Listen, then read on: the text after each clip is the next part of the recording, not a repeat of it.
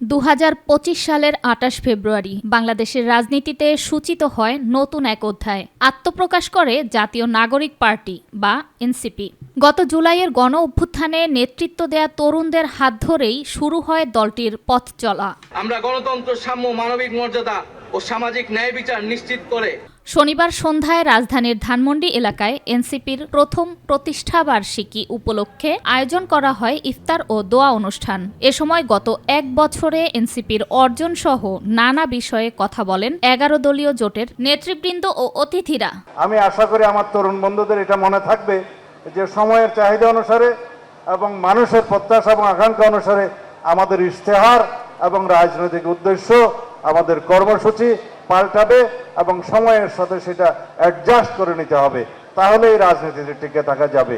এনসিপিকে গ্রহণ করেছে, নির্বাচিত করেছে, আগামী দিনে আরো অধিক সংখ্যক মেম্বার অফ পার্লামেন্ট নির্বাচিত করতে পারবে, সেই আকাঙ্ক্ষা ধারণ করে এনসিপি রাজনীতি করবে। এটা হচ্ছে একজন রাজনীতিক হিসাবে আমার দাবি। পরে দলের আহ্বায়ক ও ঢাকা 11 আসনের এমপি নাহিদ ইসলাম বলেন, গণ অভ্যুত্থান থেকেই তাদের যাত্রা শুরু হয়েছে এবং সামনে এগিয়ে যেতে প্রস্তুত এনসিপি। গণ অভ্যুত্থান পরবর্তী একটি সময়, সেই সময়কে ধারণ করে বাংলাদেশকে এগিয়ে দিতে যে নেতৃত্ব প্রয়োজন, এনসিপি তার জায়গা থেকে সেই চেষ্টা করেছে। দেশ যাবে নতুন পথে, ফিরবে না আর ফ্যাসিবাদে। আমরা মনে করি ফ্যাসিবাদ থেকে আমরা বেরিয়ে এসেছি, ফ্যাসিবাদী সরকারের পতন ঘটেছে, ফ্যাসিবাদী বন্দোবস্ত বিলোপের রাজনীতি আমরা করছি। তিনি দাবি করেন, দেশে ফ্যাসিবাদের পতন ঘটেছে এবং গণতন্ত্রের পুনঃপ্রতিষ্ঠার লক্ষ্যে সংস্কার, জুলাই সনদ ও গণভোটের গণরায় বাস্তবায়নের আন্দোলন অব্যাহত থাকবে। এনসিপি 28 ফেব্রুয়ারি প্রতিষ্ঠিত হলেও গণ অভ্যুত্থানই আসলে আমাদের শিকড়।